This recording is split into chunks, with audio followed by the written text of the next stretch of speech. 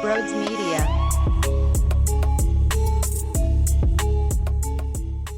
Hey everyone, make sure if you're new to the channel, hit that subscribe button to join the party. Also, hit that thumbs up button as well. It means the world to me. And if you don't already, follow me on Twitter at Brodes81 and at Brodes Media. We have giveaways all the time. Right now, we're giving away a Turning Garbage into Gold Mark Zumoff t-shirt pinned to the top of the profile. You do not want to miss out on that. Every Wednesday, there's a new giveaway. You're not going to want to miss the one that's upcoming because this is being recorded Tuesday, dropping Wednesday. Nope.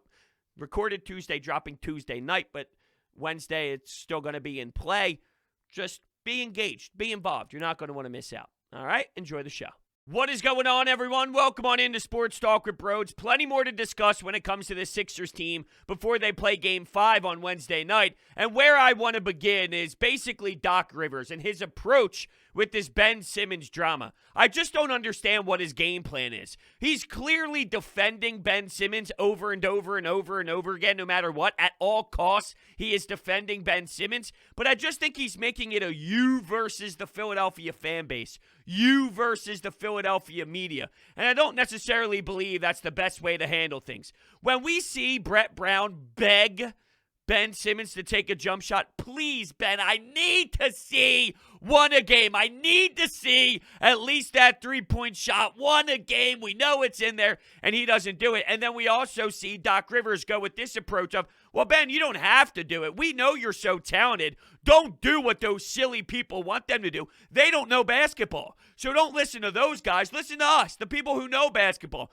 You don't need to shoot. Well, none of this is working. None of it is working. And I just don't understand why he said what he said on Tuesday. Today, I'm recording this Tuesday night. So why did he make these comments? And if you did not hear exactly what was said, he was basically asked, okay, so this was the reporter.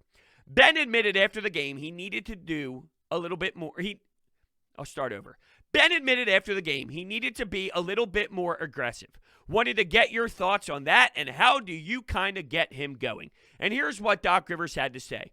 I actually couldn't disagree with that more. I actually think more aggressive if he's talking about facilitating. Yeah, getting the ball up the floor with better pace, but not as far as shooting or anything like that. Just getting us into our stuff, more aggressive with better pace. And that may end up with him shooting the ball because of that. But we were just walking the ball up the floor, taking our time, and so maybe that's what he means. And then he's right about that for sure, but that's not how we play basketball.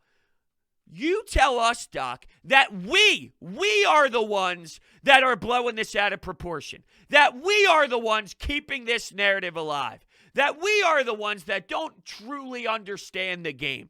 Yet you're doing what we questioned you about doing, which was making sure that Ben Simmons isn't out there so the other team can hack a Ben, and then also taking him off the floor last possession of a road playoff game.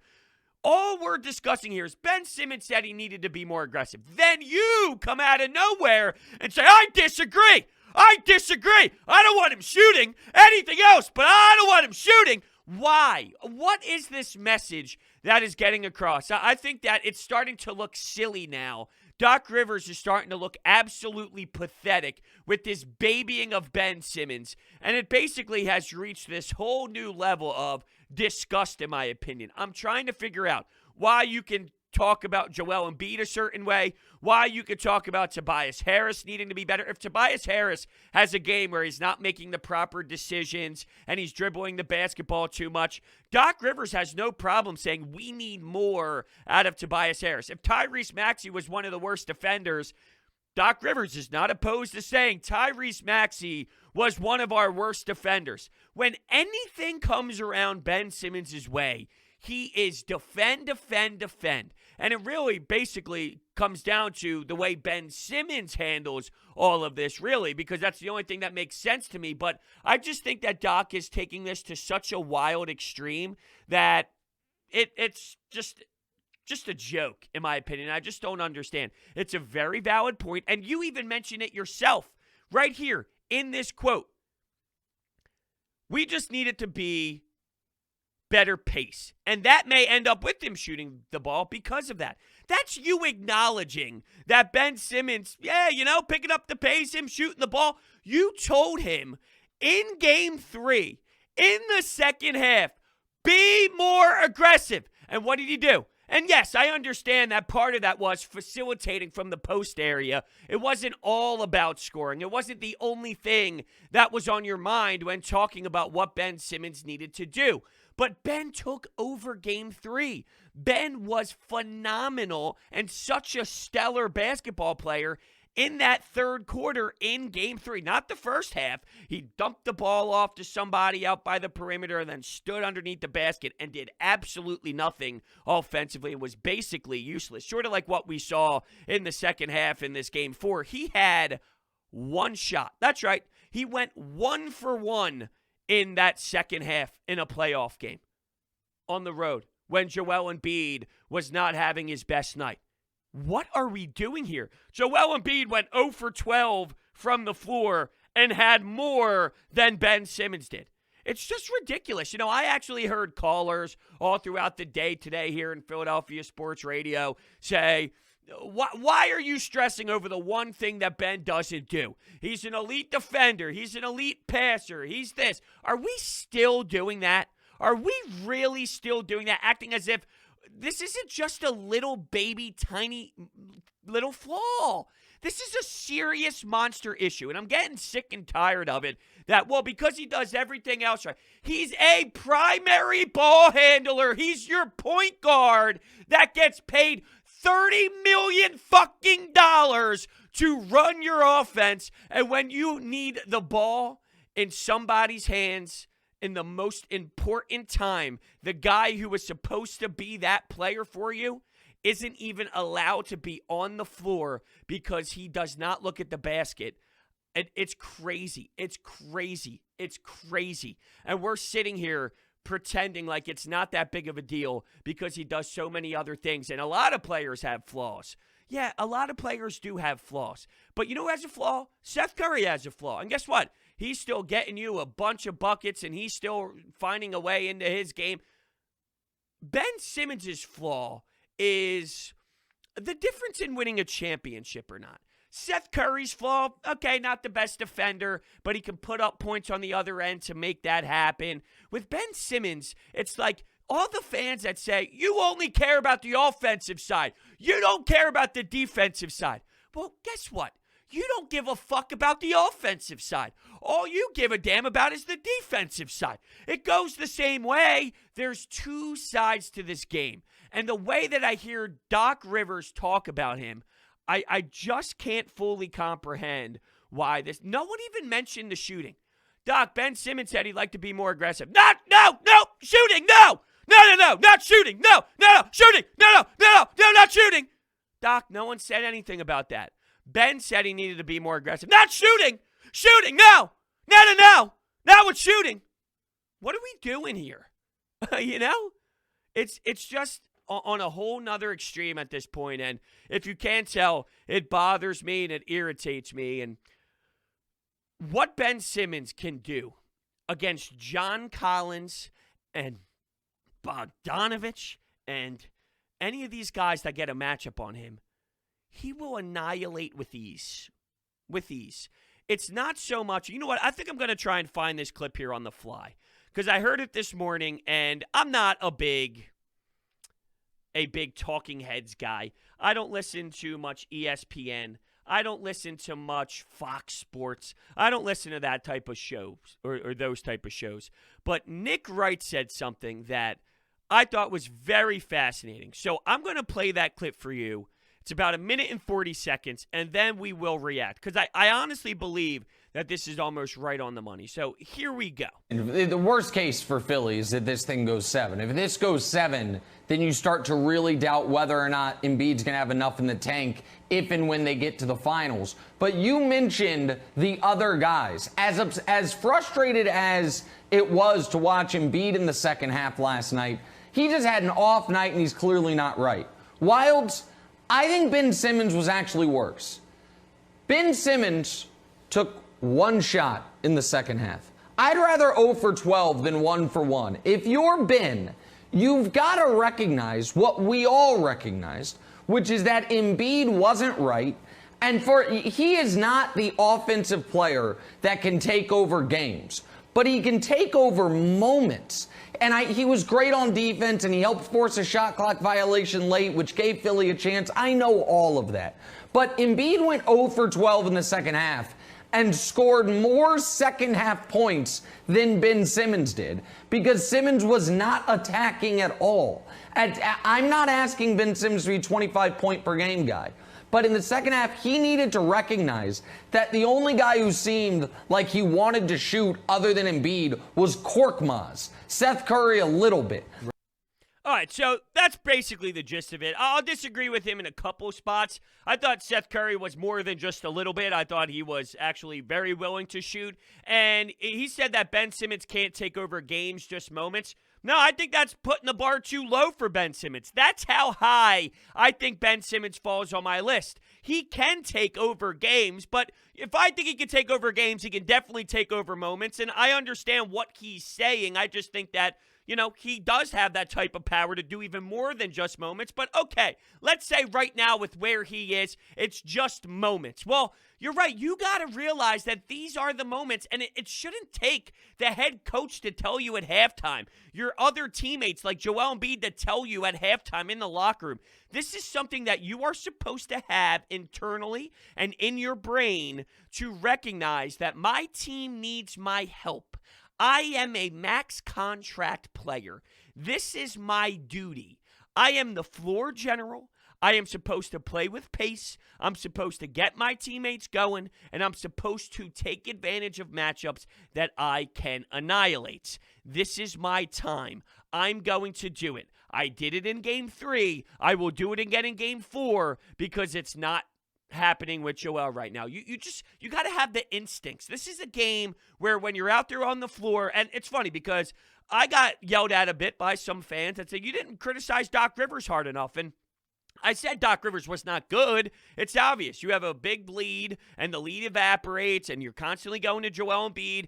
Doc Rivers was not very good there, and I thought that he was pretty poor, to be honest with you. But, I look at just instincts of players. And when things go wrong on the court, when things are happening on the court, when you're playing selfish ball, this and that, sometimes instincts take over. You're the floor general, Ben Simmons. You can allow your IQ of the game to start generating different play, different looks, different sets, all of that. There's not just one play every time. Well, Doc Rivers just called the same one play every time. No, there's plenty that Ben Simmons can do on the fly, that this team can do on the fly, just based off of instincts, and I don't think the players did that necessarily. Now, that doesn't mean that Doc Rivers doesn't have criticism. He was not good. He was absolutely not good. And I think you can look at 2 games now in this 4-game series where he was out-coached by the other team's coach. And there's been so many question marks about his playoff resume for a reason. And I think we are seeing a reflection of why that is. Now, I still think this team has enough to get it done. I still think this team is the stronger team. One thing I would love to see, though, if I'm looking at the way Trae Young has kind of been operating, it's clear he is very good when it comes to passing the basketball. 18 assists. He was ridiculous. And that floater, that lob, he finds his teammates very well. I wonder, he's not that great of a three-point shooter. He takes a lot of them. He's shooting 34% from 3. He shot 3 of 11 from 3. How about instead of him going to the paint and him getting in that area where he's now making that decision and Joel is kind of playing that game where is he going to go, is he not going to go, is he going to defend up high, is he going to sag off a bit and try and play that lob to Clint Capella or John Collins or something of that nature? And that's where I think Doc Rivers really needed to do a better job is whenever that John Collins run went off, he needed to simplify things, he needed to slow things down, and he needed to find a counter to that mess because, that was game-changing. And in what universe are we allowing John Collins to have that type of spark, that type of run? Your job is to help make that thing go cold and put the fire out as quickly as possible. And that just went way too long, and it went way too much on a ride that it had to be watered down way sooner. But with the three-point shooting, I wonder, can you just, instead of that get into the paint game, just have him take a lot of threes? Now, if it ends up biting you early on and he makes a couple of them, then maybe you make a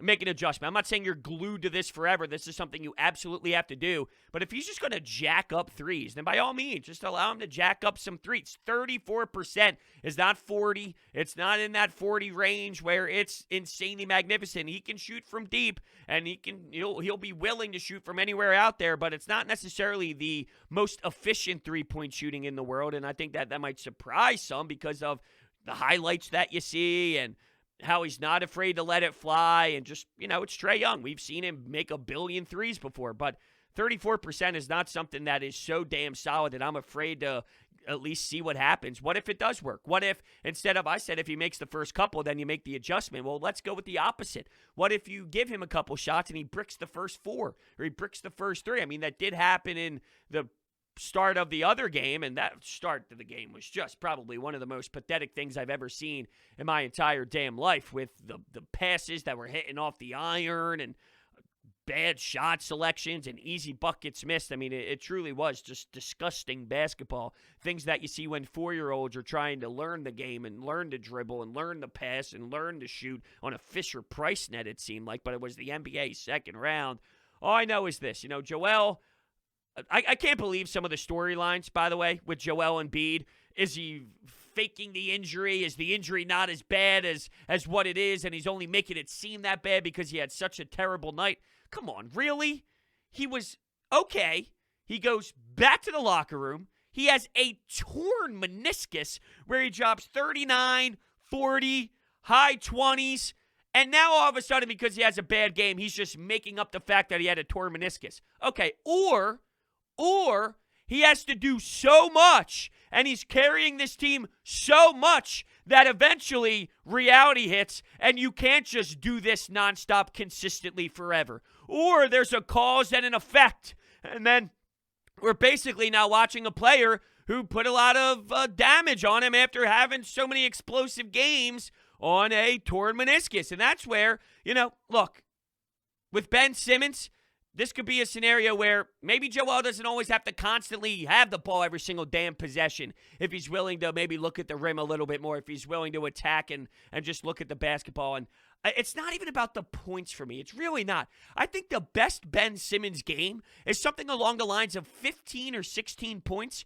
with 11 assists and 8 rebounds. That, to me, and just stellar defense, that's a Ben Simmons game. I'm not demanding 25, 22, but the problem is now you're talking about one of the most historic worst free throw shooting in an NBA playoff run.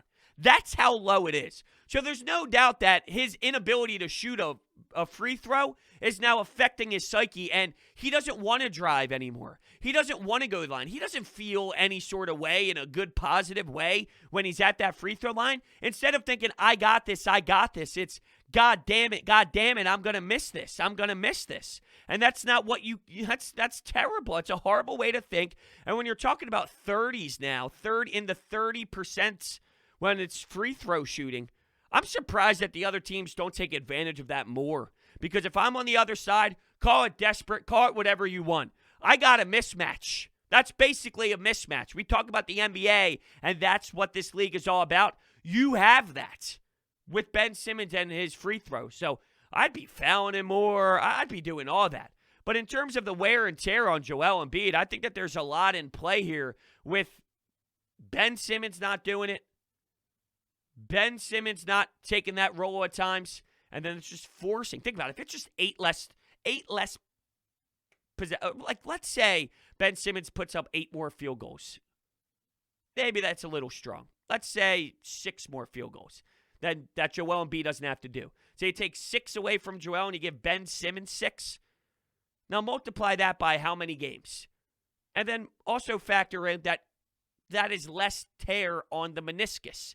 Now, I'm not telling you that Ben Simmons is such a better offensive player that of course I want Joel taking a lot of shots because he's that much of an elite performer and he's so damn good at his craft that I want him to be taking as many shots as possible. I'm just hypothetically throwing it out there. In theory, if Ben Simmons took away 4 of Joel Embiid's shots and you apply 4 more shots to Ben Simmons, now that's 4 multiplied by however many games we're talking, and that's less on the knee. And the knee is extremely important. And right now, you have less time to figure out how the knee's going to react, less time for treatment on that knee, and I'm sure he's not waking up feeling very good about that right now.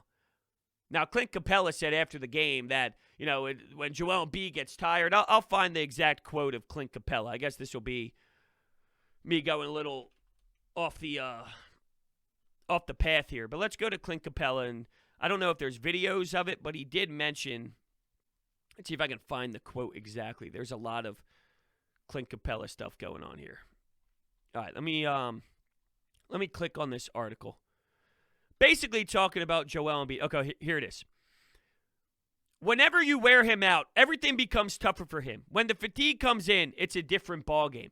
Was it fatigue or was it the fact that he's on one knee? I mean, I guess it's a combination of both. I'm not going to say that. But here's my problem. Clint Capella is a dash 40-something in this series. So shut up. Shut your mouth. You're not stopping Joel Embiid. What's stopping Joel Embiid is himself. You're not the reason why Joel Embiid is fatigued. The way the team is operating right now, the 76ers are the reason why Joel Embiid at this moment is very tired and putting the team on his back, and that's forcing him to utilize a lot of energy. It's not you, Clint Capella. Look at your numbers. Look at this series specifically when Joel Embiid lowers his shoulder and moves you 8 feet across the court and you tumble back.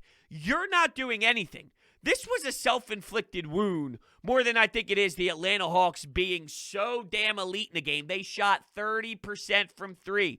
They shot 36% from the field. They were not some lights-out shooting team. Now, there were moments that they played decent, the John Collins thing, as I mentioned, and only turning the ball over 4 times. But I look at that more of a product of the 76ers shooting themselves in the foot. They are such a massively great defensive team that gets a lot of steals, that gets a lot, and they shot themselves in the foot by not playing with that level of intensity that we are used to seeing them play with. And I look at that more of, this is all self-inflicting more than it is anything else. And they still had a chance. The fact that the Sixers really could have pulled that one out, now that would have been the knife in the back of the Hawks for sure if they couldn't squeeze it out. But they did. But now you're going back to Philadelphia, and it's a 3-game series with 2 games in Philly. And before I hear, well, yeah, and they already won 1 game in Philadelphia. Yeah, exactly. How many do you think you're going to get? It's a tough place to play in, and it's not game 1 or game 2 anymore. Now we're talking it would be game 5 and game 7. It only rises by $10 billion at that point. Teams only get so many road wins when you walk into the Wells Fargo Center. So let's not act like just because they won 1 that means that, oh, well, they can win 3 or they can win all. What? Let's cool the jets a little bit here. Let's not go too far. All right, before we take some anytime hotline calls here, DraftKings Sportsbook is not only my favorite sportsbook, but also America's top-rated sportsbook. I love using DraftKings Sportsbook. It is easy to navigate, has plenty of instructions for new bettors, and nearly limitless ways to get in on all the action. My friends and family have been loving DraftKings Sportsbook, and I know you will too. Listen to this great offer. Download the top-rated DraftKings Sportsbook app now and use promo code Brodes when you sign up to turn $1 into $100 in free credits. Bet on the basketball team of your choice to win their next game, and if they do, you will claim $100 in free credits. That's promo code Brodes for a limited time, only at DraftKings Sportsbook. Must be 21 or older, Pennsylvania only, new customers only, wager paid out in site credits. Restrictions apply in partnership with Meadows Racetrack and Casino. See DraftKings.com/sportsbook for details. Gambling problem? Call 1-800-GAMBLER. Okay, let's go and hit the phones. Here we go. Right now. First off, to all the Sixer fans who are already looking ahead to the matchup against the Nets, let this be a lesson to you. Now, saying that, I still think the Sixers are going to win this series in 6 games, but also saying that, I think you got to look at the bigger picture. The bigger picture to me is your center is a walking invalid. And the more games and the longer this series goes and the high stress minutes that Embiid has to play, they're not winning the NBA championship with this guy playing the way he did tonight. And he just looks awful. I thought I saw him mouth in the first quarter that he hurt his back. So now you've got a back, a knee, and his constant problem with conditioning, because he always looks like he went a full 12 hard rounds with Mike Tyson. I think the Sixers are in trouble. Maybe not winning the series, but moving forward. I think it's fair, and the back thing has been mentioned throughout. It's not something new. You know, the back was mentioned. Maybe it was a back injury or something of that nature. And yeah, I mean, we're always going to have this when it comes to Joel Embiid. Now, going to John Clark at this point. John Clark mentioned when it comes to Joel Embiid that, oh, wow, by the way, the 76ers are a 7-point favorite in Game 5 on Wednesday night. That's a pretty nice line for the Sixers, just saying. That makes me feel good about that line. So 2 years ago, the Sixers could have went up 3-1 at home on the Raptors, but Joel Embiid had a virus. He needed an IV and only had 11 points on 2 of 7 shooting. He was also dealing with pretty much stomach ache problems and had a sore knee in those playoffs. And then we knew what happened from there. So not to put a little damper on everything, we'll try and go positive here. I'm not as worried right now. I need to see the response. I need to see how he faces adversity. What if he comes out on Wednesday night and just blows this team out of the water and gives you 38? 38 and 12, and he's the Joel Embiid that we're used to seeing. Or what if he gives you 28 points and 15 free throw made?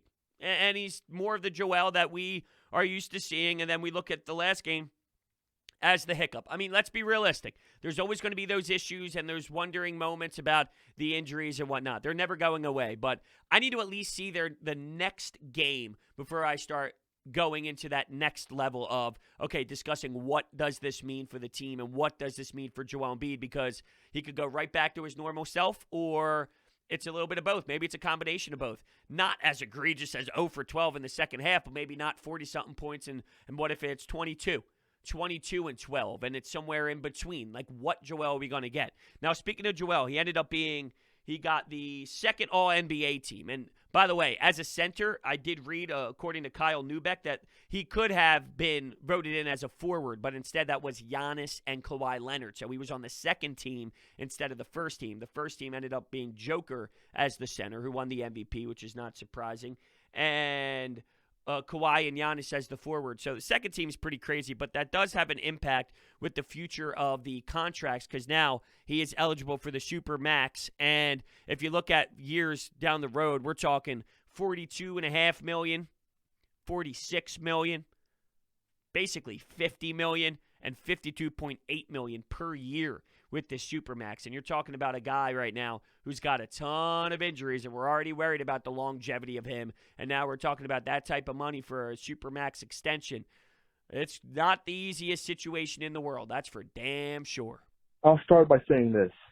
If the Sixers do not win this series, it will not be unacceptable. It will be unforgivable, because you had a clear chance, a premium chance to put the series to 3-1 and essentially put it to bed. Go home, pretty much no chance the Hawks are going to go and win Wells Fargo Center. But you choked. Embiid choked. I've never seen him play this bad in a playoff game before. He was flat out awful. He missed a layup. Little kids do layups before every game when they're like 10 years old, and yet he can't hit the most basic shot in basketball. This is a joke, man, and for his sake and everyone's sake, we better win this series.